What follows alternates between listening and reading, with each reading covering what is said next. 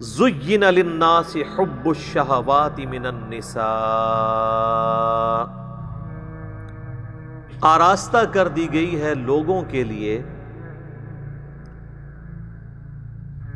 خواہشات کی محبت عورتوں میں، اور پھر آنورڈ 5 مزید چیزیں اللہ تعالیٰ نے گنوائی ہیں، لیکن ٹاپ آف دا لسٹ جس چیز کو ڈسکس کیا وہ عورت کی آزمائش ہے، یا عربی میں ہم اسے کہتے ہیں فتنہ۔ ایک فتنہ وہ ہے جو پنجابی میں استعمال ہوتا ہے، وہ ڈیفرنٹ ہے۔ یہ ہے ٹیسٹ، آزمائش، جس کے ذریعے اللہ تعالیٰ آزماتا ہے۔ تو آپ دیکھ لیں کہ یہ جو 6 چیزیں اللہ تعالیٰ نے اس آیت مبارکہ سورہ آل عمران کی آیت نمبر 14 میں گنوائی ہیں، اس میں پہلے نمبر پہ عورت کے فتنے کا، اس کی آزمائش کا ذکر کیا ہے۔ پھر اس کے بعد بیٹے، اس کے بعد پھر سونا اور چاندی کے جو جوڑے ہوئے خزانے، یعنی کرنسی آج کی ماڈرن فارم، اس کے بعد نشان لگے ہوئے گھوڑے، آج کی ماڈرن فارم مہنگی مہنگی گاڑیاں، اس کے بعد پھر چوپائے اور کھیتی، آج کل کے آپ پلاٹ سمجھ لیں، چاہے وہ زرعی اراضی ہو یا دوسری ہو، اور مال مویشی تو ہم ویسے ہی ایک ٹرم کے طور پہ استعمال بھی ہوتا ہے۔ آج بھی آپ اگر چلے جائیں جنوبی پنجاب کی طرف تو وہ مویشی کو مال ہی کہہ رہے ہوتے ہیں، وہ بھی ایک ذریعہ ہے۔ تو یہ 6 چیزیں گنوائی ہیں، ان میں ٹاپ آف دا لسٹ اللہ تعالیٰ نے عورت کا ذکر کیا ہے۔ اس میں کوئی شک نہیں ہے کہ عورت کی جو آزمائش ہے یہ اس دنیا کی بڑی آزمائشوں میں سے ایک آزمائش ہے۔ صحیح مسلم میں حدیث ہے کہ اللہ کے محبوب صلی اللہ علیہ وآلہ وسلم نے فرمایا کہ اللہ تعالیٰ نے جنت کو ناگوار چیزوں سے ڈھانپ رکھا ہے، یعنی ہر وہ چیز جو دنیا میں مشکل ہے نا، وہ جنت کی طرف لے جانے والی چیز ہے، جو انسان کی طبیعت کے اوپر ناگوار ہے۔ ظاہر ہے نمازوں کی مشقت، روزوں کی مشقت، حلال اور حرام میں فرق کرنے کی مشقت، آنکھوں کی حفاظت کی مشقت، پیٹ کی حفاظت کی مشقت، ہاتھوں کی حفاظت کی مشقت، زبان کی حفاظت کی مشقت، یہ تمام ناگوار چیزیں ہیں۔ یعنی ہر وہ چیز جو دنیا میں کرنے سے اللہ تعالیٰ نے منع فرمایا ہے، اس کی اٹریکشن چونکہ دل کے اندر ڈال دی ہے، لہٰذا اس چیز سے رکنا یہ ناگوار چیز ہے۔ تو مسلم شریف کی حدیث کے الفاظ ہیں کہ اللہ تعالیٰ نے جنت کو ناگوار چیزوں سے ڈھانپ رکھا ہے اور جہنم کو خوشنما چیزوں سے ڈھانپ رکھا ہے۔ یعنی جہنم کے اوپر جس کو ہم کہتے ہیں نا کہ اڑنگا لگایا ہوا ہے کہ کوئی بھی پاس سے بھی گزرے گا اس کی طرف اٹریکٹ ہو جائے گا۔ دنیا میں ہر وہ چیز جو خوشنما دکھتی ہے، جس کی طرف دل اٹریکٹ ہوتا ہے اور اس کو کرنا بھی آسان ہو جاتا ہے۔ ظاہر ہے برائی کو کرنا دنیا میں آسان ہے ایز کمپیئر ٹو نیکی کرنے، تو وہ تمام کی تمام خوشنما چیزیں بظاہر خوشنما ہیں لیکن وہ جہنم کی طرف لے جانے والے ہیں۔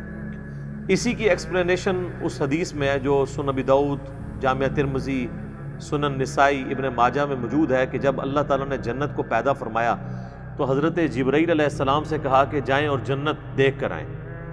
تو جب واپس آئے تو اللہ نے پوچھا کیسا پایا، تو انہوں نے کہا یا اللہ کمال جگہ تو نے بنائی ہے، مجھے ہی نہیں لگتا کہ کوئی شخص تن من دھن نہ لگا دے اس جنت میں پہنچنے کے لیے، یہ تو ساری جنت میں پہنچ جائیں گے، جگہ ہی ایسی ہے۔ اللہ تعالیٰ نے پھر جنت کو ناگوار چیزوں سے ڈھانپ دیا اور پھر کہا کہ اب جا کے جنت کو دیکھو۔ جنت کو جب جبرائیل علیہ السلام نے دیکھا تو انہوں نے کہا یا اللہ مجھے نہیں لگتا کہ اب کوئی شخص جنت میں جانے میں کامیاب ہوگا، کیونکہ تو نے اس میں ہرڈلز ہی اتنی ڈال دی ہیں کہ جنت تک پہنچنے کے لیے وہ تمام آبسٹیکلز عبور کرنی پڑیں گی۔ پھر اللہ نے کہا جا کے ذرا جہنم کو وزٹ کرو۔ واپس آئے، کہا یا اللہ توبہ توبہ، یہ تو بڑی سختی کی جگہ ہے، کوئی شخص بھی کوئی ایسا عمل کرنے کی کوشش نہیں کرے گا کہ وہ اس تک پہنچ جائے۔ پھر اللہ تعالیٰ نے جہنم کو خوشنما چیزوں سے ڈھانپ دیا۔ اور پھر فرمایا کہ جاؤ اب جا کے جہنم وزٹ کرو. وہ جب وزٹ کر کے آئے تو انہوں نے کہا یا اللہ مجھے نہیں لگتا کہ کوئی بندہ جہنم میں جانے سے بچ سکے گا، کیونکہ اٹریکشن ہی اتنی رکھی ہے تو نے. جہنم کے اندر نہیں، جہنم کے باہر، جس کو پنجابی سے کہنا ہے کڑگا لگیا ہوا ہے شکار کرنے کے لیے. اسی آزمائش کے اوپر تو پھر جنت ہے. تو وہ جو خوشنما چیزیں جنہوں نے جہنم کو ڈھانپ رکھا ہے، ان میں سے پہلی چیز عورت کا فتنہ. صحیح مسلم میں حدیث ہے، نبی صلی اللہ علیہ وآلہ وسلم نے فرمایا کہ دنیا متاع ہے، برتنے کی جگہ ہے، اور سب سے بہترین متاع نیک بیوی ہے. دوسری طرف یہ بھی اسپیکٹ ہے کہ نیک بیوی جنت تک پہنچنے کا ذریعہ بن سکتی ہے.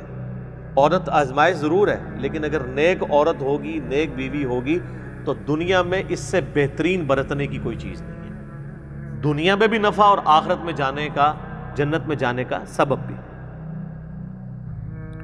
ایک اور حدیث ہے بخاری اور مسلم دونوں میں، نبی صلی اللہ علیہ وآلہ وسلم نے فرمایا میں اپنے بعد تمہارے لیے عورت سے بڑا کوئی فتنہ شمار نہیں کرتا. یہ آپ علیہ السلام نے اپنے وفات کے دنوں میں وصیتیں کرتے ہوئے فرمایا کہ میرے بعد سب سے بڑی آزمائش جو تم پہ ہے وہ عورت کے فتنے کی شکل میں آئے گی. اب عورت کا فتنہ ایک تو سیکس کے پوائنٹ آف ویو سے بھی ہو سکتا ہے، اور ایک اس پوائنٹ آف ویو سے کہ کوئی شخص اپنی بیوی کی محبت کے اندر جو جائز ہے ایکسٹریم رویہ اڈاپٹ کرے کہ اللہ کی حدوں کو توڑ دے، یا بیویوں کے ساتھ حسن سلوک نہ کرے اور ان کے جو جائز حقوق ہیں ان کو نہ دے، اور اس کے سبب اللہ تعالیٰ کے وہ عذاب کا مستحق ہو جائے. دونوں صورتوں میں عورت آزمائش ہے. ایک اور حدیث ہے بخاری اور مسلم میں، تیسری حدیث. یہ آلموسٹ 12 احادیث ہیں جو میں اس میں کور کروں گا. تیسری حدیث بخاری اور مسلم دونوں میں موجود ہے. دو تو میں چونکہ تمہیداً بیان کر چکا ہوں، یہ 10 احادیث ہیں کانسیکٹیو، کہ نبی صلی اللہ علیہ وآلہ وسلم نے فرمایا کہ عورتوں کے پاس جانے سے بچو، یعنی ان عورتوں سے مراد غیر محرم عورتیں. تو صحابہ نے پوچھا کہ دیور کے بارے میں آپ کا کیا پوائنٹ آف ویو ہے؟ تو آپ نے فرمایا دیور تو موت ہے، یعنی سب سے زیادہ پردے کا اہتمام دیور سے کرنے کی ضرورت ہے. اور ظاہر ہے ایک گھر کے اندر تو فزیکل پردہ مشکل ہے، بہتر تو یہ کہ الگ گھر ہو، تو وہاں پھر نگاہوں کا پردہ ہوگا، نگاہ جھکا کر بات کرنا، جسے غض بصر کہا جاتا ہے عربی میں. سورۃ النور کے اندر اس کی تلقین ہے. اس کانٹیکسٹ میں نے دو ڈیٹیل لیکچر دیے ہیں. مسئلہ نمبر 161A غض بصر سے متعلق 17 صحیح الاسناد حدیث، اور اسی کا پارٹ B تھا 161B مسئلہ عورتوں کے حجاب اور پردے سے متعلق.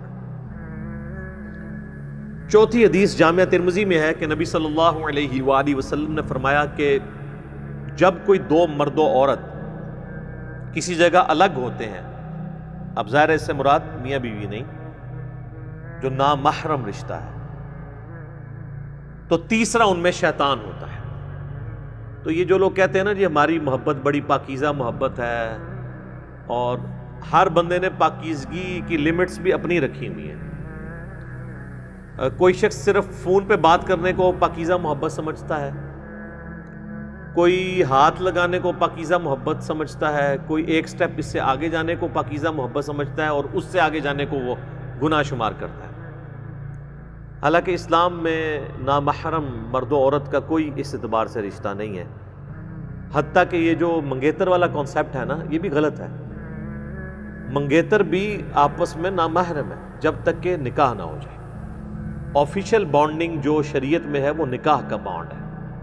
تو بہتر یہ کہ یہ منگنی کرنے کی بجائے نا نکاح ڈائریکٹ کرنا چاہیے. اس کے بعد اگر مرد و عورت آپس میں فون کے اوپر رابطہ رکھنا چاہتے ہیں تو وہ ضرور رکھیں، لیکن فون تک ہی، اس سے آگے نہیں. کیونکہ نکاح کے بعد جب تک رخصتی نہ ہو تو مرد و عورت آپس میں کوئی بھی کسی قسم کا تعلق قائم نہیں کر سکتے، ورنہ تو یہ معاشرے کی جڑیں ہی پھر کٹ جائیں گی. اور اس قسم کے کیسز پھر سامنے آتے ہیں، اور وہ آپ جوڈیشری میں بھی پروف نہیں کر سکتے، اور پھر معاملات کہاں سے کہاں بگڑ جاتے ہیں. لہٰذا یہ کہنا کہ جی نکاح ہو گیا تو اب ہر طرح کا تعلق جائز ہو گیا، نہیں، جب تک رخصتی نہ ہو نکاح کے بعد والے تعلقات اس کے لیے جائز نہیں ہوں گے۔ 5ویں حدیث صحیح مسلم کی ہے، نبی علیہ السلام سے پوچھا گیا جو اچانک نظر اٹھ جاتی ہے تو آپ نے فرمایا کہ اللہ نے مجھے اس چیز سے منع کیا ہے اور حکم دیا ہے کہ اگر اچانک نظر اٹھ جائے تو میں فوراً اپنی نظر ہٹا لوں۔ یعنی وہ نظر آپ نے یہ نہیں ہے کہ گھر چھوڑ کے آنا ہے ایک نظر کے اندر، کہتا نہیں پہلی نظر معاف ہے۔ پہلی نظر سے مراد دیکھنا نہیں ہے، پہلی نظر سے مراد ہے کسی شخص کا نامحرم کے بارے میں اس کو یہ پتہ چل جانا، تو پہلی نظر اس کی ہو گئی۔ اب جان بوجھ کے چاہے وہ پہلی نظر بھی ڈالے گا تو اس کی دوسری شمار ہوگی۔ 6ٹھی حدیث بخاری اور مسلم دونوں میں ہے، نبی علیہ السلام نے فرمایا کہ اے نوجوانوں کے گروہ، تم میں سے جس میں استطاعت ہو وہ نکاح کرے، اور اگر نکاح نہیں کر سکتا یعنی اس کی فائنینشیل حالت ایسی نہیں ہے تو وہ پھر روزے رکھ کے اپنی شہوت کو ٹھنڈا کرے۔ اور اس میں الفاظ ہیں نکاح کرو، نکاح کرنا تمہاری عفت اور عصمت کی حفاظت اور شرمگاہ کی حفاظت کا ذریعہ ہے، اور یہ نگاہیں نیچی رکھنے کا ذریعہ ہے۔ اب یہ بھی ایک تلخ حقیقت ہے کہ ہمارے معاشرے میں نکاح کی سرمنی اور شادی کی سرمنی اتنی مشکل کر دی گئی ہے کہ جو لوگ فائنینشلی افورڈ بھی کر رہے ہوتے ہیں پھر بھی حالات و واقعات ان کے لیے ایسے نہیں بن پاتے کہ وہ شادی کر سکیں۔ اور دوسری طرف یہ بھی ایکسٹریم ہے کہ ایک شخص فیملی کو سپورٹ کر ہی نہیں سکتا اور آپ زبردستی اس کی شادی کروا دیں کہ جی یہ بعد میں بندے کا پتر بن جائے گا، الٹا آپ 2 خاندانوں میں لڑائیاں ڈلوا دیں گے۔ تو یہ بھی کوئی اپروچ نہیں ہے۔ اور اس حدیث میں جو استطاعت ہے اس سے مراد اس کی سیکچول استطاعت نہیں ہے بلکہ فائنینشیل استطاعت کا ذکر ہے کہ فائنینشلی اگر وہ استطاعت رکھتا ہے تو وہ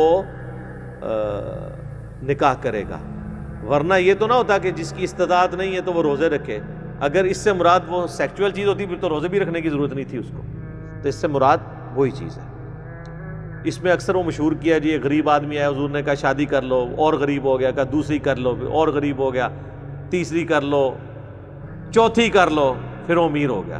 سر اس طرح نہیں کوئی امیر ہوتا، بیڑا گرک کیتا ہے۔ یہ بالکل جھوٹی روایتیں ہیں، یہ میرا خیال ہے کنواروں نے گھڑی ہوئی ہے۔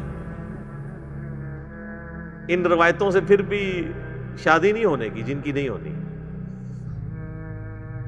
اچھا 7ویں حدیث ہے صحیح بخاری میں، آپ صلی اللہ علیہ وآلہ وسلم نے فرمایا جو شخص مجھے اپنی زبان اور شرمگاہ کی حفاظت کی ذمہ داری دے دے میں اسے جنت کی گارنٹی دیتا ہوں۔ اب یہ 2 چیزیں جو ہے نا یہ بہت کریٹیکل ہیں، زبان اور شرمگاہ کا معاملہ۔ 8ویں حدیث صحیح مسلم میں ہے، نبی صلی اللہ علیہ وآلہ وسلم نے فرمایا یہ دنیا بڑی میٹھی ہے، سرسبز و شاداب ہے، اور اللہ نے دنیا میں تمہیں اپنا خلیفہ بنایا ہے، اب وہ یہ دیکھے گا کہ تم کیسے اعمال کرتے ہو۔ اور پھر آپ علیہ السلام نے فرمایا کہ تم دنیا اور عورت کے فتنے سے بچنا۔ 2 چیزیں فرمائی، دنیا کی محبت، اس کی دولت کی محبت، اور عورت کی۔ یہ کیسی کنکلوڈنگ گفتگو ہے کہ اللہ نے تمہاری آزمائش ان 2 چیزوں میں رکھ دی ہے، عورت اور مال۔ باقی آپ جتنے بھی دیکھیں گے وہ اسی کی کرالریز ہوں گی۔ اچھی گاڑی مال کی کرالری ہے، زیادہ پلاٹس مال کی کرالری ہے۔ تو دنیا کی محبت، اس کے مال کی محبت اور عورت سے بچنا۔ اللہم انی اعوذ بک من فتنۃ النساء، اللہم انی اعوذ بک من فتنۃ الدنیا وعذاب الآخرہ، آمین ثم آمین۔ 9ویں حدیث جامعہ ترمذی میں ہے، نبی علیہ السلام نے فرمایا تم نے کوئی بھی 2 محبت کرنے والے میاں بیوی سے بڑھ کر نہیں دیکھے۔ یعنی یہ حقیقت بات ہے، دنیا میں جو اللہ نے محبت میاں بیوی کے درمیان رکھی ہے نا، اس طرح کی ایکسٹریم محبت اور کلوزنس کسی بھی اور رشتے کے اندر نہیں ہے۔ اسلام میں خاندان کی اکائی ہی میاں بیوی ہے۔ ویسے انڈیا پاکستان میں تو ماں باپ کو ذرا اوپر کا درجہ دیا جاتا ہے، وہ جس لیول پہ درجہ ہے وہ اپنی جگہ، لیکن جو بیسک یونٹ ہے نا خاندان کا، وہ میاں بیوی کا رشتہ ہے. اسی لیے تو مسلم شریف میں آتا ہے نا کہ شیطان کا تخت پانیوں پہ لگا ہوا ہے. جو آج کل کے ماڈرن اسکالرز کا موقف ہے، ہو سکتا ہے یہ برمودا ٹرائنگل پہ ہی شیطان کا تخت لگا ہو، اور وہ شام کے وقت اپنے سارے چیلوں سے رپورٹ لیتا ہے. تو ہر اس کا چیلا آ کے مختلف قسم کے گناہ گنواتا ہے کہ آج میں نے فلاں سے فلاں کروائی، فلاں سے فلاں گناہ کروایا. ایک چیلا آ کے کہتا ہے آج میں نے میاں بیوی کے درمیان علیحدگی کروا دی. تو شیطان کسی سے خوش نہیں ہوتا، اس سے خوش ہوتا ہے اور اسے گلے لگا کے ملتا ہے کہ اصل کام تو نے کیا ہے. کیونکہ میاں بیوی کے درمیان جدائی ہو گئی تو اولاد تو ویسے ہی گئی، معاشرے کے لیے ناسور بن گئی اولاد بھی، اور بعض اوقات ایسی عورتیں یا ایسے مرد بھی ناسور معاشرے کے لیے بن جاتے ہیں اگر دوبارہ ان کا پیچ اپ نہ کہیں پہ ہو سکے. تو تم نے کوئی بھی محبت کرنے والے میاں بیوی سے بڑھ کے نہیں دیکھے ہوں گے. 10ویں حدیث صحیح مسلم میں ہے، نبی صلی اللہ علیہ وآلہ وسلم نے فرمایا سبحان اللہ کہنا بھی صدقہ ہے، الحمدللہ کہنا بھی صدقہ ہے. یہ صدقہ پنجابی والا نہیں، عربی میں صدقہ کہتے ہیں نیکی کے کام کو. اللہ اکبر کہنا بھی صدقہ ہے، لا الہ الا اللہ کہنا بھی صدقہ ہے، اور راستے سے تکلیف دہ چیز کو دور کر دینا بھی صدقہ ہے. امر بالمعروف و نہی عن المنکر، لوگوں کو نیکی کا حکم دینا اور برائی سے روکنا، یہ بھی صدقہ ہے. حتیٰ کہ تمہارا اپنی بیویوں کے ساتھ ازدواجی تعلق قائم کرنا بھی صدقہ ہے. باقی ساری باتیں تو صحابہ کو سمجھ آ گئی. آخری بات میں انہوں نے کاؤنٹر کوسچن کیا، یا رسول اللہ ایک پیور ایک اینیمل انسٹنکٹ والی جو ایکٹیویٹی ہے اس پہ بھی نیکی ہے. تو آپ نے فرمایا اگر تم یہی ضرورت کسی ایسی عورت سے پوری کرو جو تمہارے لیے حلال نہیں ہے تو کیا تمہیں گناہ ملے گا؟ صحابہ نے کہا یا رسول اللہ ملے گا. تو فرمایا کہ پھر تمہیں اپنی بیویوں کے ساتھ ازدواجی تعلق قائم کرنے پر ثواب بھی ملے گا. یہ ہے نیکی کا کانسیپٹ اسلام کے اندر. تو یہ میں نے 12 احادیث کور کی ہیں آلموسٹ. اس میں میں نے کراس ریفرنس میں مزید بھی کر دی، 2 تمہیدن اور 10 جو ہے وہ عورتوں کے فتنے کے پوائنٹ آف ویو سے. ابھی بھی کئی باتیں ہیں جو بیان ہو سکتی ہیں، لیکن یہ قرآن کلاس اس کی متحمل نہیں کہ میں اسے ڈیٹیل سے بیان کروں. مسئلہ نمبر 161A، نگاہوں کی حفاظت سے متعلق 17 صحیح الاسناد احادیث اور قرآن حکیم کی آیات سورۃ النور کی، اور اسی کا پارٹ B تھا 161B مسئلہ، وہ عورتوں کے حجاب سے متعلق. اور ایک اور میرا لیکچر ہے مسئلہ نمبر 51، رزق حرام کی مذمت، دنیا پرستی کا انجام اور اس کا علاج. اس میں نے 11 آیات قرآن حکیم سے کراس ریفرنس کے طور پر دنیا کی مال کی محبت کے حوالے سے ڈسکس کی ہیں، اور 17 صحیح الاسناد احادیث بھی اس میں ڈسکس کی ہیں. آج اس ڈیٹیل میں جانے کی ضرورت نہیں ہے. بہرحال چونکہ یہ ایک کریٹیکل ٹاپک تھا اور پوری دنیا میں مانا جاتا ہے، فرائیڈ بھی یہی کہتا ہے کہ دنیا میں سب سے امپورٹنٹ جذبہ جو ہے وہ سیکس کا ہے، باقی ساری چیزیں بعد میں آتی ہیں. اور دیکھیں کسی حد تک قرآن نے اس کی بات سپورٹ کی ہے، یا آپ کہہ لیں کہ اس نے قرآن کی بات کو سپورٹ کیا ہے، ظاہر ہے وہ تو بعد میں آیا. اب آ جائیں ان آیات کی طرف واپس، اس آیت کی طرف، سورہ ال عمران آیت نمبر 14. زُيِّنَ لِلنَّاسِ، مزین کر دیا گیا ہے لوگوں کے لیے، حب الشہوات من النساء، خواہشات کی محبت عورتوں میں، والبنین، اور بیٹوں میں. قبائلی سسٹم میں بیٹوں کی بڑی امپورٹنس تھی، جس کے زیادہ بیٹے ہوتے تھے زیادہ طاقتور. آج کل بھی جس کے زیادہ بیٹے ہیں اور تابع فرمان ہے اور ساروں سے وہ جیب خرچ لیتا ہے، اور جو نہیں دیتا زبردستی چھین لیتا ہے، وہ سنن ابن ماجہ کی حدیث سنا کے کہ تو اور تیرا مال تیرے باپ کا ہے. تو بیٹوں کی امپورٹنس تو ہے. والقناطیر المقنطرۃ من الذهب والفضہ، اور خزانے جمع کیے ہوئے سونے اور چاندی کی فارم. اس زمانے میں آپ کو پتہ ہے کرنسی سونے چاندی کی فارم میں تھی. جو کوائن ہوتا تھا سونے کا وہ دینار کہلاتا تھا، اور چاندی کا سکہ جو ہے وہ درہم کہلاتا تھا. پھر وقت کے ساتھ ساتھ چاندی ابسلیٹ ہو گئی، اب صرف دنیا میں سونے کو مانا جاتا ہے. ظاہر ہے کہ سونا ایک قیمتی ترین دھات ہے اور اس میں ایسی کوالٹیز ہیں جو باقی دھاتوں میں نہیں ہیں۔ سب سے بڑی بات، اس کو آپ 1,00,000 سال کے لیے سمندر میں پھینک دیں، زمین میں دفنا دیں، جہاں مرضی پھینک دیں، اس کو زنگ نہیں لگے گا، یہ نئے کا نیا رہے گا۔ یہ سونے کی کوالٹی ہے، اسی وجہ سے اس کو کرنسی کے طور پہ اڈاپٹ کیا گیا۔ یہ کبھی خراب نہیں ہوتا۔ آج بھی آپ دیکھ لیں کہ آپ کے کرنسی نوٹ بھی ہیں، ان کے ایکویلنٹ اسٹیٹ بینک کے پاس سونا ہوتا ہے، اس لیے نوٹ پہ لکھا ہوتا ہے حامل حاضہ کو مطالبہ پر ادا کرے گا، یعنی جو اس نوٹ کو پوزیس کیے ہوئے ہے اس کو اسٹیٹ بینک آف پاکستان مطالبے کے اوپر سونا ادا کرے گا، جس اصل ورتھ تو سونا ہے نا، ورنہ تو ایک کرنسی تو ایک کاغذ کا نوٹ ہی ہے نا، اس کی تو کوئی اہمیت نہیں ہے۔ پرانے زمانے میں اس کی انٹرنسک ویلیو سکے کی اور فیس ویلیو ایک ہی ہوتی تھی، دنیا میں کہیں بھی سکہ لے جائیں ایکسیپٹ ہوتا تھا، کرنسی والا صاحب نہیں تھا۔ آج اگر امریکہ کہہ دے ہم نے پاکستانی روپیز نہیں قبول کرنے تو زیرو پہ آپ کی کرنسی، لیکن سونے کو نہیں وہ کہہ سکتا۔ اگر آپ کے پاس سونا موجود ہے تو آپ کہیں بھی چلے جائیں، اس کی ورتھ ہے۔ تو وہ اس کے اوپر جو ویلیو لکھی ہوتی تھی سکے کے اوپر، وہی اس میں انٹرنسک چھپی بھی ویلیو بھی وہی ہوتی تھی جو فیس ویلیو۔ آج کے نوٹ کی صرف فیس ویلیو ہے، اس کی جو انٹرنسک ویلیو ہے نا وہ اسٹیٹ بینک کے پاس ہے، وہ بھی پاکستان کا اسٹیٹ بینک ہی آپ کو دے گا اگر ہوئے اس کے پاس تو یہ گولڈ کے اوپر بھی میرا ایک کلپ ہے، آپ دیکھیں یوٹیوب پہ۔ اکثر لوگ پوچھتے ہیں جی 40 سال پہلے قرضہ لیا تھا تو اب کس ریٹ پہ واپس کریں؟ بھائی آج کے ریٹ پہ واپس کریں، کیونکہ 40 سال پہلے اگر سونے کے سکے کسی سے آپ نے لیے ہوتے تو آج پھر سونے کے سکے ہی واپس کرنے تھے نا۔ یہ تو پاکستان کی ویلیو جو ہے وہ نوٹ کی گرتی جاتی ہے نا، تو کسی کو آپ سزا کیوں دیتے ہیں؟ تو آپ کلپ دیکھ لیں۔ والخیل المسومہ، اور گھوڑے نشان لگائے ہوئے۔ اگلے زمانوں میں یعنی یہ ایک مہنگے ترین سواری تھی گھوڑے، خوبصورت نشان لگے ہوئے۔ آج کل آپ سمجھ لیں ایک گاڑیاں بہترین قسم کی۔ والانعام، اور چوپائے۔ خیر یہ مویشی تو آج بھی اسی طریقے سے اہم ہے۔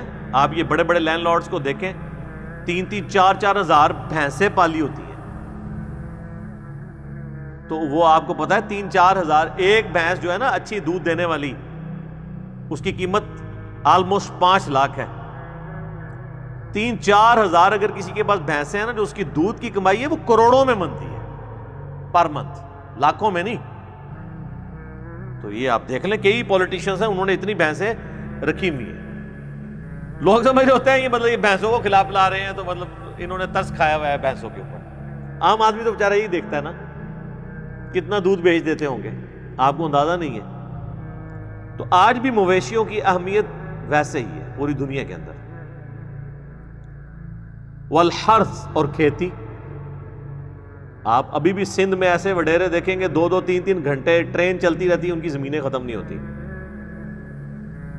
اسی طریقے سے کئی ہمارے ریاستی اداروں کے لوگ ہیں، وہ ان کو ریٹائرمنٹ کے اوپر زرعی اراضیاں ملتی ہیں بڑی بڑی،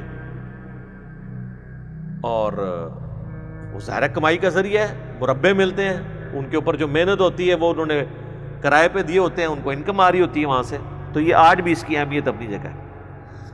بلکہ دنیا میں ٹیکنالوجی سے جو کھانے والے ملک ہیں نا، وہ تو ٹیکنالوجی کے اوپر ڈیپینڈنٹ ہے۔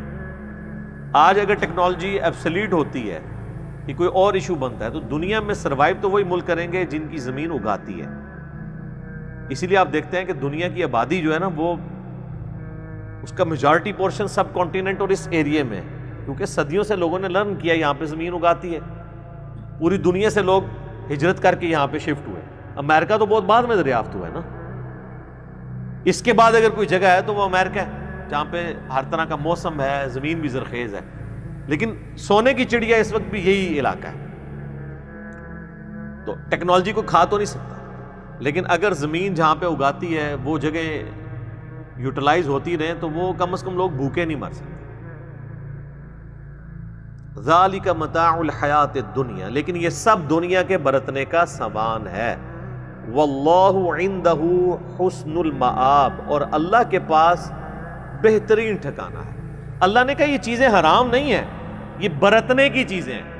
اس کو آپ مثال سے سمجھیں، سفر کرنے کے لیے بحری جہاز یا کشتی کے چلنے کے لیے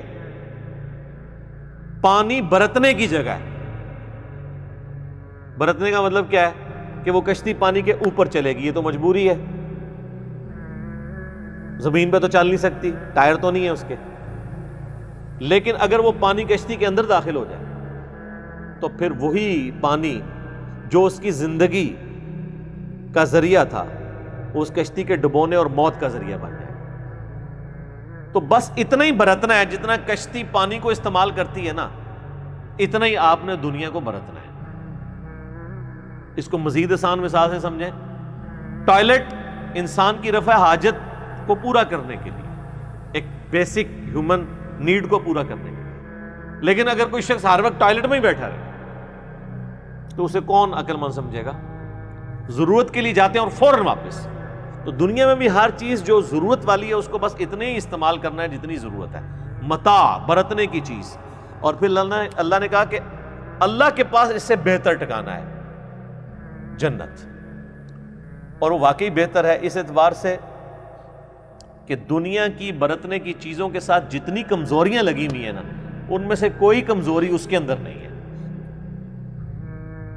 دنیا میں آپ تھوڑا سا کھا لیں پیٹ خراب ہو جاتا ہے, اس کے بعد حاجت کے لیے بھی جانا پڑتا ہے. جنت میں بخاری مسلم میں آتا ہے کہ جتنا مرضی کھائیں ایک خوشبودار ڈکار آئے گی, ڈکار بھی خوشبودار, اور ہر چیز ہضم, کوئی ٹوائلٹ جانے کی ضرورت نہیں. دنیا کا سب سے بڑا المیہ یہ ہے کہ یہ ختم ہو جانے والی ہے, یا آپ سے چھین جائے گی یا آپ مر جائیں گے.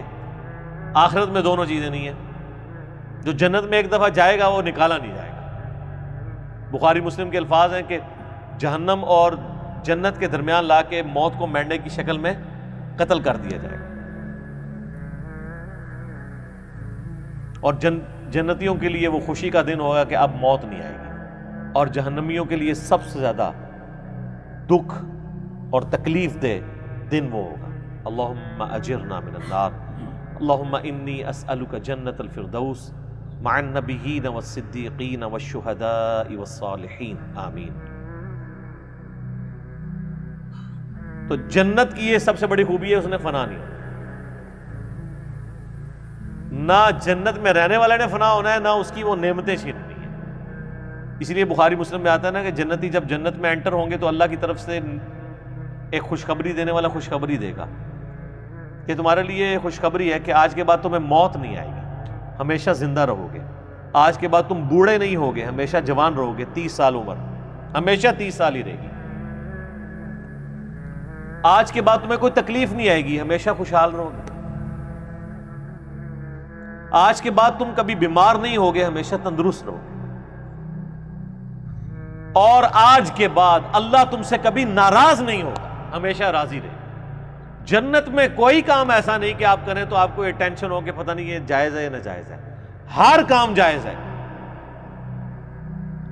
کیونکہ اللہ نے وہ خواہشات کی تکمیل کا ذریعہ بنایا ہے, اور خواہشات کی تکمیل اس لیول کی ہے کہ کن فیکون کا کچھ حصہ ہر انسان کو نصیب ہو جائے گا. جو آپ خواہش کریں گے وہ آپ کے سامنے آ جائے گا. تو اللہ تعالیٰ ہمارا ہے, اللہ کے پاس جو ہے نا وہ بہترین ٹھکانہ ہے, اس کے لیے ایفرٹ کرو.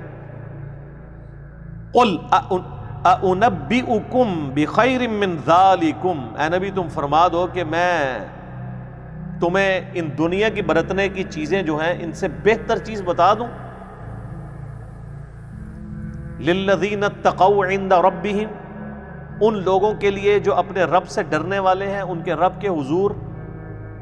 جنات تجری من تحتها الانہار, وہ باغات ہیں جن کے نیچے نہریں بہتی ہوں گی.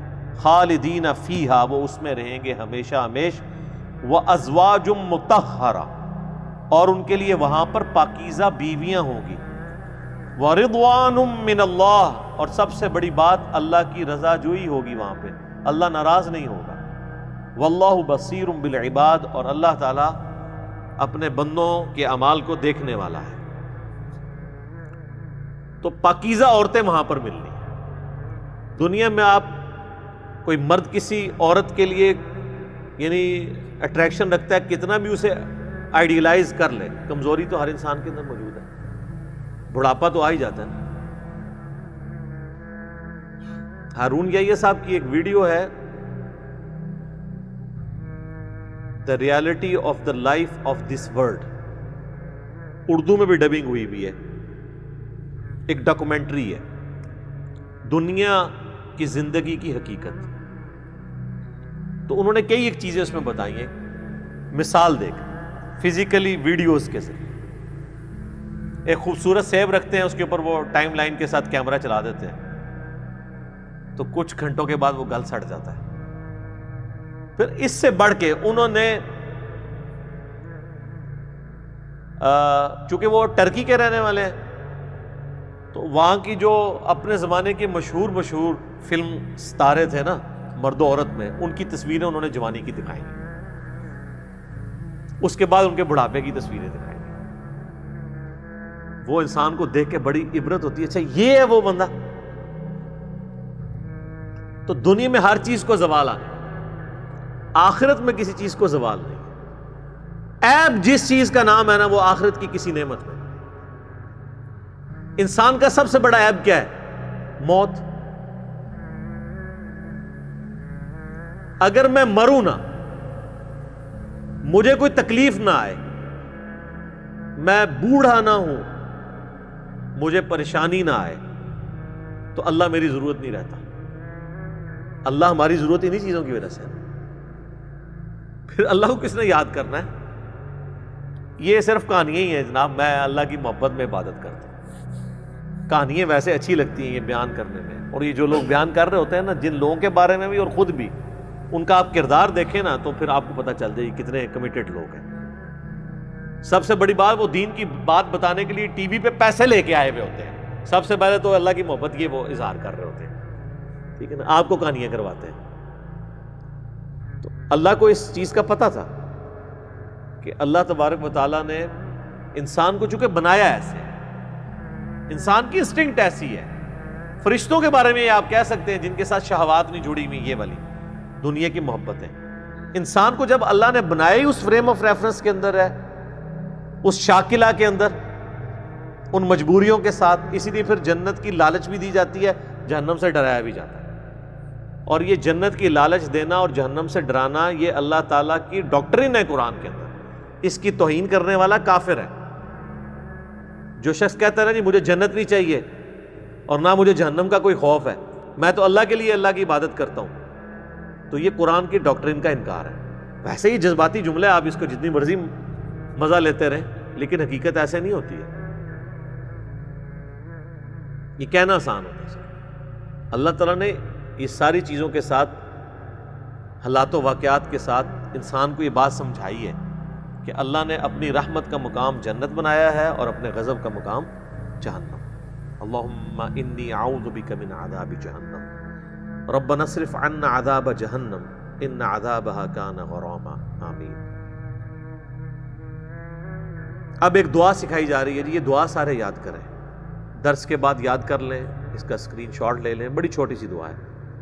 الذین یقولون, اہل ایمان کی اللہ نے نشانی بتائی ہے, وہ دعا کرتے ہیں ربنا اننا آمنا فاغفر لنا ذنوبنا, اے رب ہمارے بے شک ہم ایمان تو لے آئے, پس ہمارے گناہوں سے درگزر فرما, وقنا عذاب النار, اور سب سے بڑا ہمیں سرٹیفکیٹ یہ دے دے کہ ہمیں آگ کے عذاب سے بچا لے. آمین. کمال دعا ہے. ربنا اننا آمنا, اے اللہ ہم ایمان تو لے آئے, ٹھیک ہے, اب ہمارے گناہوں سے درگزر فرما دے. یعنی یہ نہیں ہے کہ میں اب گناہ کرتا رہوں گا اور تو معاف کرتا رہنا, نہیں, جو پہلے بھول چک ہوئی معاف کرنا. آئندہ کے لیے میں صحیح پٹری پہ چلوں گا. پھر بھی کبھی کہیں پہ کوئی شخص خطا کا شکار ہوتا ہے, اللہ کی طرف رجوع لے آئے. ربنا اننا آمنا فاغفر لنا ذنوبنا وقنا عذاب النار, اے رب ہمارے ہم ایمان تو لے آئے, پس ہمارے گناہوں سے درگزر فرمانا اور ہمیں آگ کے عذاب سے بچا لینا. آمین. یہ دعا سارے یاد کریں جی درس کے بعد.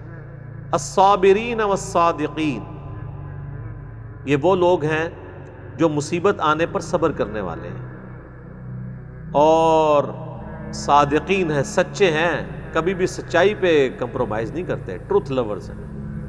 والقانتین والمنفقین، اور عاجزی کرنے والے ہیں اور اللہ کی راہ میں خرچ کرنے والے ہیں، والمستغفرین بالاسحار، اور رات کے آخری پہر میں اٹھ کر اللہ کے حضور معافی مانگنے والے ہیں۔ اللہم اجعلنا منہم، اللہ تعالی ہمیں بھی ان میں کریں، آمین۔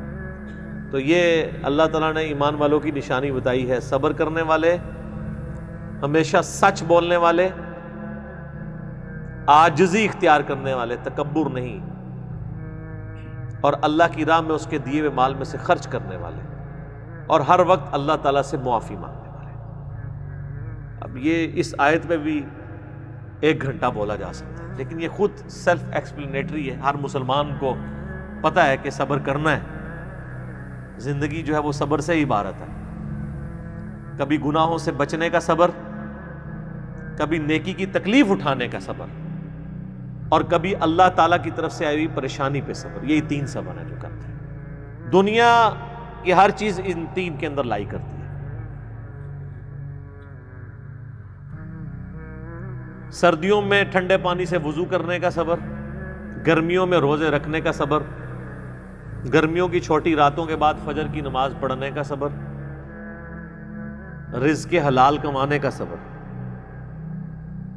مصیبت اور پریشانی کے اوپر صبر، اور حرام سے بچنے پر صبر۔ یہ بھی صبر ہے نا، راتوں رات انسان امیر ہو سکتا ہے حرام کما کے، لیکن صبر کرے، قناعت کر لے۔ شاہد اللہ انہ لا الہ الا ہو، سب سے پہلے اللہ گواہی دیتا ہے اس بات کی کہ اس کے سوا کوئی معبود نہیں۔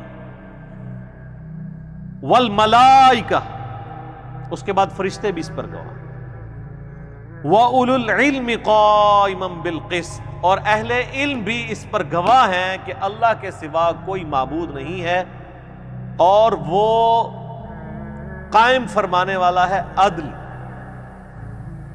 یہ بھی عدل کا تقاضا ہے کہ کائنات کا کریٹر ایک ہے، ورنہ یہ کائنات بیلنس نہیں رہ سکتی۔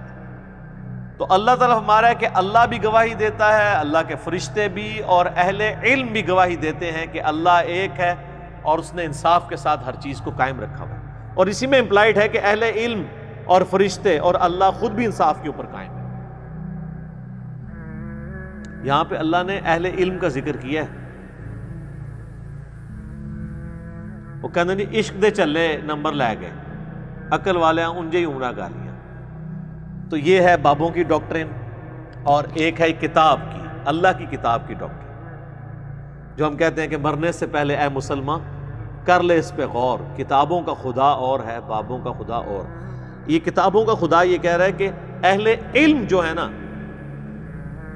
اللہ ان کو اپنی توحید کے اوپر گواہ کر رہا ہے کہ اہل علم سے بھی پوچھ لو کہ اللہ ایک ہے۔ انما یخشی اللہ من عبادہ العلماء، اللہ کی خشیت اور معرفت صرف اہل علم کو۔ نبی علیہ السلام کو حکم ہوا قل رب زدنی علما، اے نبی آپ بھی دعا کیا کریں اے اللہ میرے علم میں اضافہ کر۔ سورہ طٰہٰ میں آتی ہے آیت۔ سنن ابن ماجہ میں آتا ہے نبی علیہ السلام فجر کا سلام پھیرنے کے بعد دعا مانگتے تھے، اللہم انی اسألک علما نافعا ورزقا طیبا وعملا متقبلا، اے اللہ میں ایسا علم تجھ سے مانگتا ہوں جو نفع مند ہو، ایسا رزق مانگتا ہوں جو پاکیزہ ہو، اور ایسا عمل مانگتا ہوں جو تیری بارگاہ میں مقبول ہو، راندہ درگاہ نہ ہو جائے۔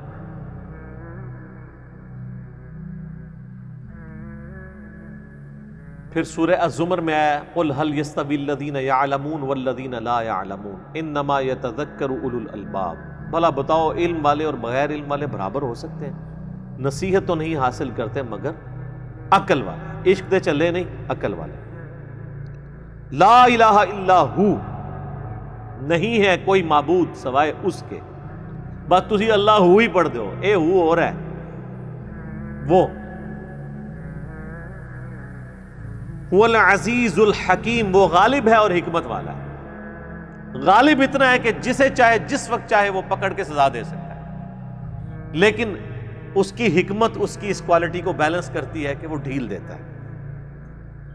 دنیا میں اس نے موقع دیا ہے، فوراً نہیں پکڑوں گا، ڈھیل دوں گا شاید میری طرف پلٹ آئے. یہ اس کی حکمت والی کوالٹی ہے جو اس کے غالب والی کوالٹی کو بیلنس کرتی ہے. اللہ کی ایک کوالٹی دوسری کو بیلنس کرتی ہے، لیکن ایک کوالٹی ایسی ہے جو اللہ نے ڈومیننٹ اپنے بارے میں فرمایا ہے. وَكَتَبَ رَبُّكُمْ عَلَى نَفْسِهِ الرَّحْمَةِ، اللہ نے خود اپنے اوپر یہ واجب کر لیا ہے کہ میں نے رحمت والے عنصر کو بھاری رکھا. اور بخاری مسلم میں حدیث ہے کہ اللہ نے مخلوقات کی پیدائش سے پہلے ہی عرش پہ اپنے پاس ایک کتاب میں یہ عبارت لکھ لی تھی، یعنی لوح محفوظ میں، کہ میری رحمت میرے غضب پر سبقت لے جانے والی. وہاں بیلنس نہیں ہے. وہاں پہ اگر بیلنس ہوتی پھر تو مارے جاتے سارے. جو سورہ فاتر کے اینڈ پہ آتا ہے کہ اگر اللہ تعالیٰ لوگوں کو ان کے گناہوں پر پکڑنا شروع کر دے تو روئے ارض پہ کوئی بھی چلنے پھرنے والا نہیں بچ سکے گا. اس لیے کہا جاتا ہے نا کہ اللہ سے اس کا فضل مانگنا چاہیے. اللہم انی اسألک من فضلک ورحمتک. عدل نہیں مانگنا چاہیے، کیونکہ عدل پہ آئے نا، یہ ویسے بات تو کرنا آسان ہے، دنیا دین ساتھ ساتھ دی. اچھا اس کا مطلب ہے کہ 12 گھنٹے دین کے لیے 12 دنیا کے لیے ہیں؟ یہ کیا کہہ دیا بھئی؟ تو جو کہانی کرائی ہے وہ جواب دیتا ہے نا. تنوں کسی چیز کو میتھمیٹیکلی کوانٹیفائی کر کے کسی کے سامنے رکھا جائے نا، پھر اس کو سمجھ آتی ہے کہ وہ دعویٰ کتنا بڑا کر رہا ہے.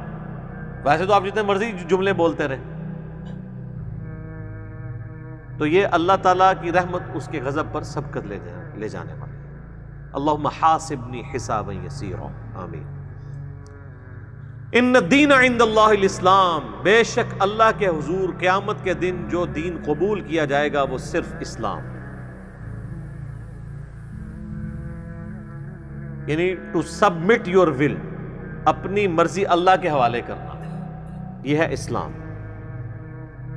اللہ کی مرضی سے چلنا. مسلم بھی کہتے ہیں جو تابع فرمان ہوتا ہے، اپنی مرضی اس کی نہیں ہوتی، وہ خدا کی مرضی کا پابند ہے.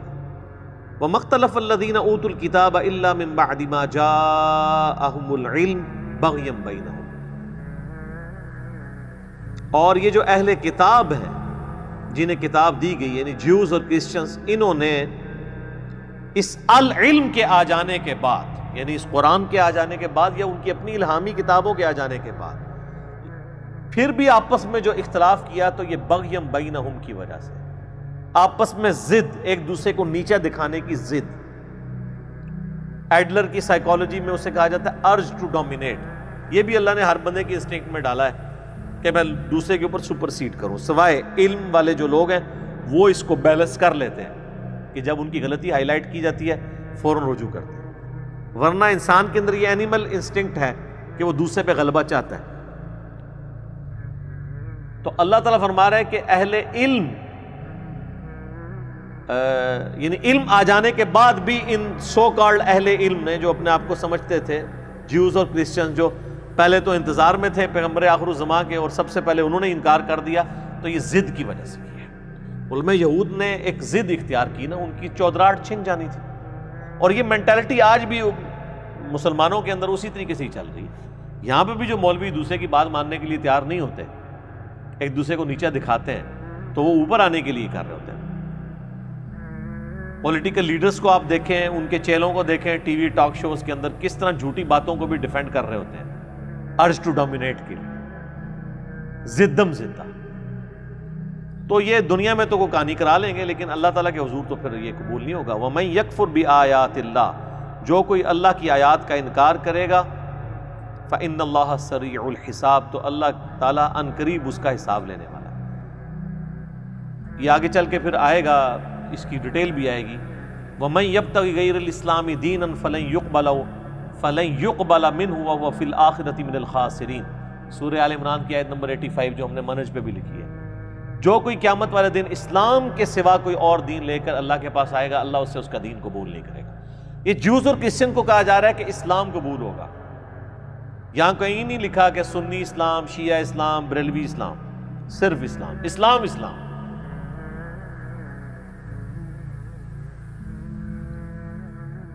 فَإِنْ حَاجُّوكَ فَقُلْ أَسْلَمْتُ وَجْهِيَ لِلَّهِ. اے نبی، اس کے باوجود بھی اگر یہ جیوز اور کرسچنز کے علماء آپ سے جھگڑا کریں تو آپ ان سے فرما دیں کہ ہم نے تو اپنا سر تسلیم خم کر دیا ہے اللہ کے سامنے، وَمَنِ اتَّبَعَنِ، اور جو میری پیروی کرنے والے لوگ ہیں وہ بھی اللہ کے سامنے سر تسلیم خم کرتے ہیں۔ فَإِنْ أَسْلَمُوا فَقَدِ اهْتَدَوْا، اگر تم بھی سر تسلیم خم کرو گے، اللہ کی وحی کو مان لو گے تو ہدایت پہ آ جاؤ گے۔ وَإِنْ تَوَلَّوْا، اور اگر تم رخ پھیرو گے، فَإِنَّمَا عَلَيْكَ الْبَلَاغُ، تو یاد رکھنا کہ اے نبی علیہ السلام آپ کے ذمے صرف بات پہنچانا ہے، بات منوانا نہیں ہے۔ یہ ہے اصل میں کتابوں کا خدا۔ کتابوں کا خدا کسی سے بھیک نہیں مانگتا کہ مجھے مانو، بلکہ دھونس کے ساتھ کہتا ہے مانو گے بچ جاؤ، نہیں مانو گے رگڑا لگ جائے۔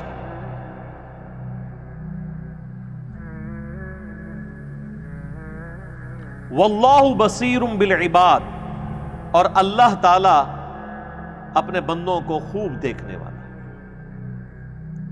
اچھا اس میں ایک وہ حصہ رہ گیا تھا، ہاں جی، وَقُلْ لِلَّذِينَ أُوتُوا الْكِتَابَ وَالْأُمِّيِّينَ، اے نبی علیہ السلام آپ فرما دیں اہل کتاب سے بھی اور ان ان پڑھوں سے بھی، جاہلوں سے بھی، یعنی جو عرب کے لوگ تھے نا، امی تھے، ان پڑھ، اسلمتم، کیا تم اسلام لے کر آتے ہو؟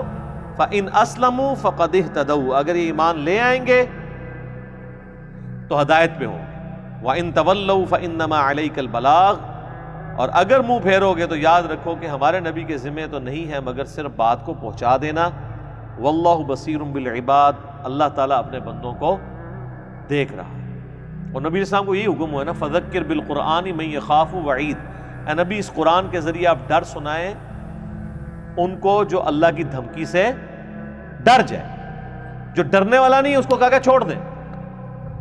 فَذَكِّرْ إِن نَفَعَتِ الذِّكْرَى، آپ نصیحت کریں اگر نصیحت کرنا کسی کو فائدہ دے رہا ہو۔ سَيَذَّكَّرُ مَن يَخْشَىٰ، نصیحت اسے کریں جو ڈر جائے۔ وَيَتَجَنَّبُهَا الْأَشْقَىٰ، اس کو چھوڑ دیں جو بدبختی کے اوپر اترا ہوا ہے۔ وَيَتَجَنَّبُهَا الْأَشْقَىٰ الَّذِي يَصْلَى النَّارَ الْكُبْرَىٰ ثُمَّ لَا يَمُوتُ فِيهَا وَلَا يَحْيَىٰ، اس کو تو ہم بڑی آگ پہ پیش کریں گے، پھر وہاں پہ نہ زندوں میں ہوگا نہ مردوں میں۔ سورہ الفرقان میں آتا ہے آج ایک موت نہیں ہزاروں موتیں مانگو، موت نہیں تمہیں آنی، موت آئے تو کام تمام ہو جائے، نہیں موت نہیں آئے گی۔ اللہم اجرنا من النار۔ ان الذین یکفرون بآیات اللہ، بے شک وہ لوگ جو اللہ کی آیات سے کفر کرتے ہیں۔ اب اس سے مراد وہی جیوز اور کرسچن، اسپیسیفکلی جیوز، بنی اسرائیل۔ وَيَقْتُلُونَ النَّبِيِّينَ بِغَيْرِ حق، اور وہ قتل کرتے رہے ہیں انبیاء کو ناحق۔ وَيَقْتُلُونَ الَّذِينَ يَأْمُرُونَ بِالْقِسْطِ، اور قتل کرتے رہے ہیں ان لوگوں کو بھی جو انصاف کا حکم دینے والے، یعنی اہل علم، علماء حق کو بھی قتل کرتے رہے۔ ظاہر ہے دنیا میں جو بھی پیغمبروں کی دعوت لے کے اٹھتا ہے نا، تو اس کے ساتھ بھی دشمنی، پھر یہ وہی اسی طرح کی دشمنی نبھاتے ہیں جو انبیاء کے ساتھ نبھاتے ہیں۔ یأمرون بالقسط من الناس، لوگوں میں سے۔ فبشرہم عذاب علیم، تو اے نبی خوشخبری سنا دیں ایسے لوگوں کو۔ اب یہ بڑا ٹانٹ والا انداز ہے۔ فبشرہم بعذاب علیم، ان کو خوشخبری سنا دیں دردناک عذاب کی۔ یہ ٹانٹ کا انداز ہے، خوشخبری، یعنی یہ غصے کا آخری درجے کا اظہار ہے کہ کسی کو تکلیف دینی ہے، اس کو کہا تجھے خوشخبری ہے عذاب کی، حالانکہ عذاب آنا کوئی خوشخبری تو نہیں ہے، عذاب کی خوشخبری سنا دیں۔ انبیاء کرام کو ظاہر ہے بنی اسرائیل نے قتل کیا، رسولوں کو نہیں قتل کیا۔ رسولوں کے ساتھ چونکہ رسول تو آتے ہی اس دھمکی کے ساتھ ہے مجھ پہ ایمان لاؤ، ادروائز بڑے دن کا عذاب تمہیں آ پکڑے گا، اور پھر اس کے مقابلے پہ رسول بچا لیے جاتے ہیں اور مخالفین تباہ و برباد کر دیے جاتے ہیں۔ نوح علیہ السلام رسول تھے، موسیٰ علیہ السلام رسول تھے، مخالفین تباہ و برباد کر دیے گئے۔ ہود علیہ السلام، صالح علیہ السلام۔ لیکن یوسف علیہ السلام نبی تھے، انہوں نے کہیں یہ دھمکی نہیں لگائی مجھ پہ ایمان لاؤ ورنہ بڑے دن کا عذاب تمہیں آ پکڑے گا۔ یحییٰ علیہ السلام نبی تھے۔ عیسیٰ علیہ السلام کے کیس میں چونکہ وہ رسول تھے، مخالفین تو تباہ نہیں ہوئے لیکن رسول کو اللہ نے بچا لیا۔ مخالفین کے پہ عذاب کی قسطیں پھر بعد میں آئیں، ٹائٹس کی شکل میں 70 عیسوی کے اندر، جب یروشلم کی اینٹ سے اینٹ بجا دی، اور پھر قیامت تک ان کی قسطیں آنی، اور آخری قسط جو ہے وہ جب یہ دجال کے ساتھ ملیں گے پھر عیسیٰ علیہ السلام آ کے خود ان سے بدلہ لیں گے، تو وہ عذاب کا آخری کوڑا ہے جو بنی اسرائیل پہ پڑنا ہے، الا یہ کہ جو لوگ ایمان لیں۔ اولئک الذین حبطت اعمالهم فی الدنیا والآخرہ، یہ وہ لوگ ہیں بد نصیب کہ جن کے اعمال دنیا اور آخرت میں اللہ نے برباد کر دیے، یعنی کوئی نیکی کو پلے ہے بھی تھی نا وہ بھی ختم۔ وما لهم من ناصرین، اور ان کے لیے کوئی مددگار نہیں ہوگا۔ الم تر الی الذین اوتوا نصیبا من الکتاب، کیا تم نے ان لوگوں کو نہیں دیکھا جنہیں کتاب کا کچھ حصہ دیا گیا تھا، یعنی جوز اور کرسچن، کتاب کا کچھ حصہ، یعنی اصل کتاب تو لوح محفوظ میں ہے نا، وہیں سے قرآن، تورات، زبور، انجیل اترے، تو ایک حصہ تورات کی شکل میں بنی اسرائیل کو بھی دیا گیا، انجیل کی شکل میں بنی اسرائیل میں سے ایک جز کرسچنز کو دیا گیا۔ ان کا حال یہ ہے یدعون الی کتاب اللہ، جب انہیں اب اس فائنل ٹیسٹمنٹ کی طرف بلایا جاتا ہے، یا ایون اولڈ ٹیسٹمنٹ اور نیو ٹیسٹمنٹ جس میں لکھا ہوا ہے پیغمبر آخر الزمان آنا ہے، یا ایون اگر ان کو نہیں بھی ماننا اس میں لکھی بھی توحید کی طرف بھی انہیں بلایا جاتا ہے، لیحکم بینہم، کہ ان کے درمیان فیصلہ کیا جائے ان کے جھگڑوں کا، ثم یتولی فریق منہم وہم معرضون، تو ان میں سے ایک فریق جو ہے وہ منہ پھیر لیتا ہے، اور وہ ہے ہی منہ پھیرنے والے، اور اس کی ریزن اللہ نے بتائی ہے۔ ذالک بانہم قالوا لن تمسنا النار الا ایاما معدودات، یہ ان پہ یہ جو نوست پڑی اس لیے کہ انہوں نے خود سے ایک کانسیپٹ بنا لیا ہے کہ ہمیں تو دوزخ کی آگ نہیں چھوئے گی مگر چند دن کے لیے، اور جی پھیرے ہی لگنا ہے نا، سرکار تسی بھی یہی کر رہے ہو۔ میں سورۃ البقرہ میں ڈیٹیل سے ڈسکس کر چکا ہوں اسی سے ملتی جلتی آیات۔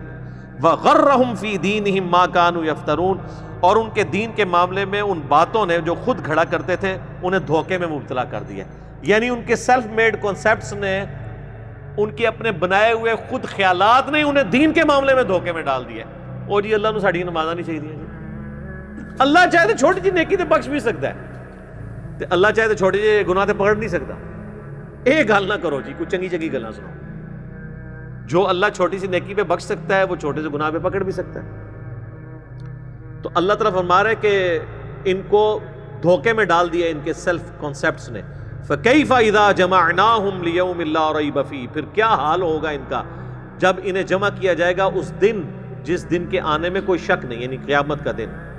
وَوُفِّيَتْ كُلُّ نَفْسٍ مَا كَسَبَتْ، تو ہر جان کو پورا پورا بدلہ دے دیا جائے گا جو دنیا میں اس نے اعمال کیے ہوں گے، اچھے یا برے۔ وَهُمْ لَا يُظْلَمُونَ، اور ان پر ظلم نہیں کیا جائے گا۔ تو یہ مسلمانوں کے ہاں بھی کانسیپٹ آ گیا کہ اللہ تعالیٰ کو نمازیں نہیں چاہیے۔ بھئی اللہ نے کب کہا ہے مجھے نمازیں چاہیے؟ اللہ کہتا ہے تمہیں تمہارے لیے نمازیں چاہیے، اللہ کے لیے نمازیں نہیں آپ پڑھ رہے، اللہ کی نماز پڑھ رہے ہیں، اس کو سجدہ کر رہے ہیں، پڑھ رہے اپنے لیے۔ وہ اس نے کہا ہے میں چھوڑوں گا نہیں۔ پھر پوری کتابوں کا، الہامی کتابوں کا مقدمہ، پیغمبروں کے آنے کا مقدمہ اسی کے اوپر کا ہے کہ اللہ تبارک و تعالیٰ نے یہ دنیا جو ہے کھیل تماشے کے لیے نہیں بنائی ہوئی ہے بلکہ ایک آزمائش کے لیے بنائی ہے، ایک سیریس کریشن ہے انسان کی۔ اس لیے آپ دیکھیں کہ جب انبیاء کرام کا انکار لوگ کرتے ہیں تو دنیا میں ان پہ عذاب آتا ہے، اور آخرت کی کس باقی ہے؟ رسولوں کے کیس میں، انبیاء کے کیس میں آ بھی سکتا ہے اور بعض انبیاء قتل بھی ہو جاتے ہیں، لیکن رسولوں کے کیس میں واضح اللہ تعالیٰ نے فرمایا کتب اللہ لأغلبن انا ورسلی، اللہ نے یہ بات طے کی ہے کہ میں اور میرے رسول غالب ہی رہیں گے دنیا میں بھی اور آخرت میں۔ اللہ تعالیٰ ہمیں اپنی الہامی کتابوں اور پیغمبروں کی تعلیمات پر چلنے کی توفیق عطا فرمائے۔ اللہ تعالیٰ سے دعا ہے جو حق بات میں نے کہی اللہ تعالیٰ ہمارے دلوں میں راسخ فرمائے، اگر جذبات میں میرے منہ سے کوئی غلط بات نکل گئی تو اللہ تعالیٰ ہمارے دلوں سے ہی معاف کر دے، ہمیں کتاب و سنت کی تعلیمات پر عمل کر کے دوسرے بھائیوں تک پہنچانے کی توفیق عطا فرمائے۔ سبحانک اللہم و بحمدک، اشہد ان لا الہ الا انت، استغفرک و اتوب الیک، وما علینا الا البلاغ المبین۔ آمین۔